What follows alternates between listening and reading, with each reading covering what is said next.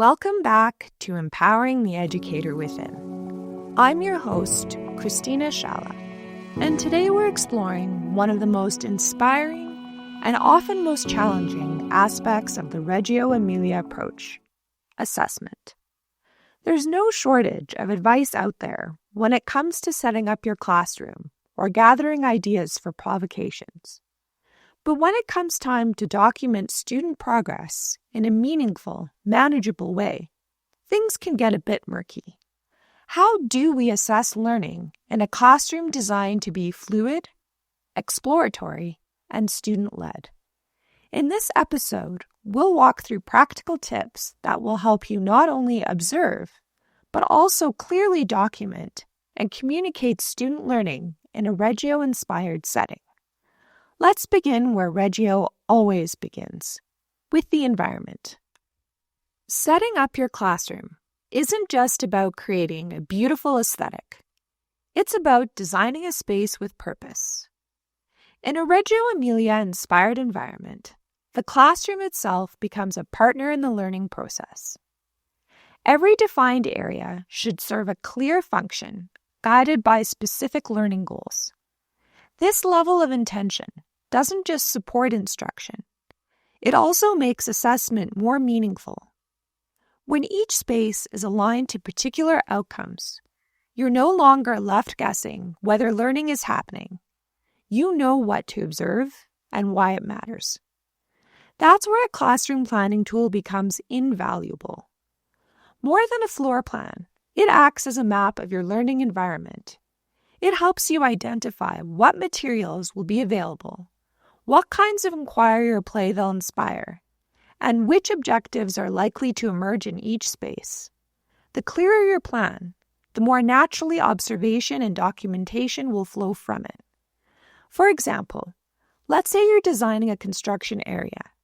At first glance, it may appear to focus solely on creativity and problem solving.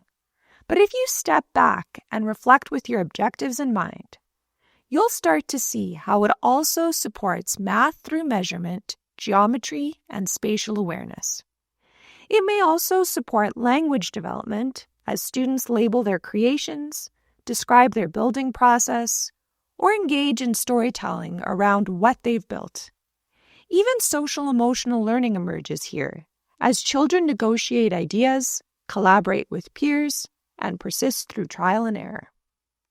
It's also worth thinking ahead to how students might move materials between spaces.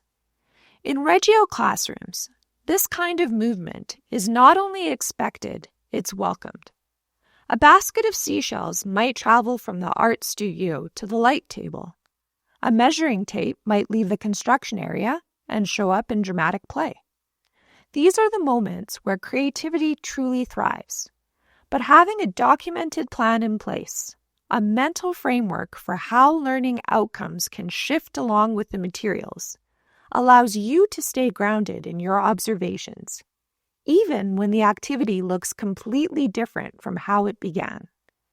If you're not sure where to start with creating this kind of classroom planner, don't worry. I've included links to a few helpful resources in the related blog article, including an 8-step guide to classroom setup. These tools can help you visualize your space, define your goals, and ensure that every corner of your room is working with you to support student growth. Once your environment is ready to support learning, the next step is knowing how and what you'll document. In a Reggio-inspired classroom, learning doesn't happen in tidy increments. It's often layered, spontaneous, and deeply personal to each child. That's why your approach to observation and documentation needs to be flexible, intentional, and responsive to students at different stages of development. Start by asking yourself, what does success look like for each objective? Do students need to demonstrate a skill multiple times before you feel confident they've mastered it? What if they're only able to show understanding with your support?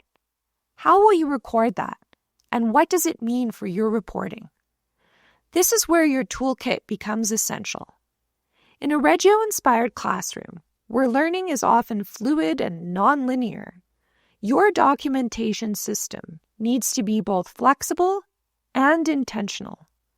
No single tool will capture everything, but together, the right tools can help you build a rich, consistent picture of student growth. Start with your core structure, a tracking sheet or a checklist that mirrors your classroom setup planner. Because your learning spaces are already tied to specific objectives, your form should reflect that. Include columns for dated observations, notes on whether the skill was demonstrated independently or with support, and space for brief context. This kind of adaptable form allows you to observe naturally as students move through the room, and it helps you track learning in a way that aligns with the environment you've designed. To support that core tool, sticky notes are a handy addition. They're ideal for capturing quick, informal moments, like a child's first attempt at a new skill or a spontaneous aha discovery. You can later transfer them to your main tracking sheet, portfolio, or digital platform.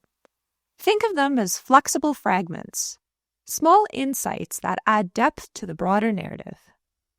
Photo and video documentation offer another powerful layer, especially when you keep a device close by and ready to use. A short clip can capture nuance that written notes might miss, particularly for students who are nonverbal, multilingual learners, or still developing confidence in group settings. Whether it's a whispered explanation to a peer, a quiet act of problem solving, or an unexpected breakthrough during transition time, these are the kinds of moments that deserve to be seen. When we're prepared to capture them, we're not just collecting evidence, we're honoring the learning as it happens. Which brings us to the final stage, reporting.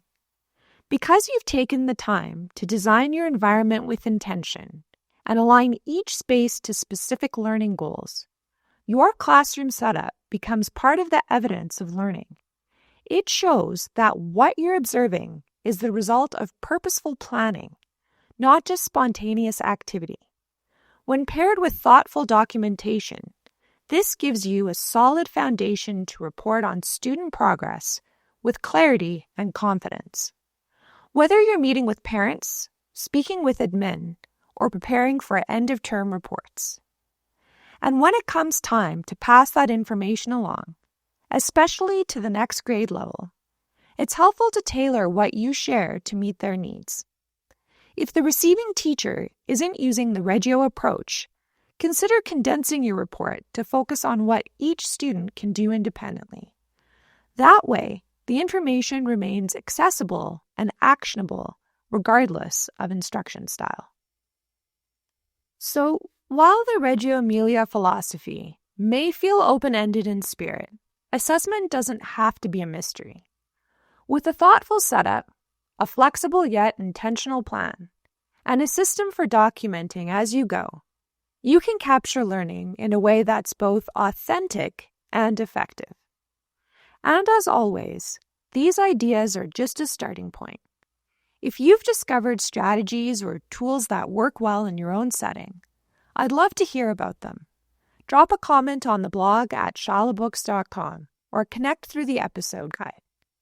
If you're already using the Empowering the Educator Within book and workbook or ESB Planner software, you'll find ready-made templates and planning tools that make putting these strategies into practice that much easier.